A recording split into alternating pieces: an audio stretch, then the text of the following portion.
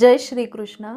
जेव्हा तुम्ही कोलमडता तेव्हा तुम्हाला सहानुभूतीची नाही तर सत्याची गरज असते. कसे ते या श्लोकामध्ये ऐका. संजय उवाच तंतथा कृपयाविष्टम् अश्रुपूर्णाकुलेक्षणम् विषीदन्तमिदौ वाक्यम् उवाच मधुसूदनः. भगवद्गीतेतील दुसऱ्या अध्यायातील पहिल्या श्लोकात संजय म्हणाला, अशा रीतीने करुणेने व्याप्त, ज्याचे डोळे आसवांनी भरलेले व व्याकुळ दिसत आहेत, अशा शोक करणाऱ्या अर्जुनाला भगवान मधुसूदन म्हणाले.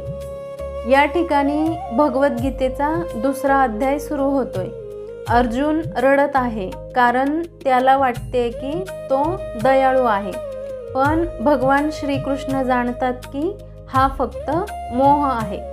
आपल्या आयुष्यातही जेव्हा आपण संकटांना घाबरून रडतो तेव्हा आपल्यालाही अशा एका मधुसूदनाची गरज असते, जो आपल्या मनातील भीतीचा वध करेल.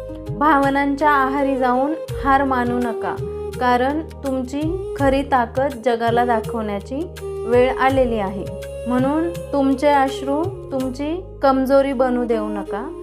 उठा आणि सत्याचा सामना करा. कमेंट करा, तुमच्या आयुष्यात तुम्हाला आरसा दाखवणारा तुमचा मित्र कोण आहे. जय श्रीकृष्ण. धन्यवाद.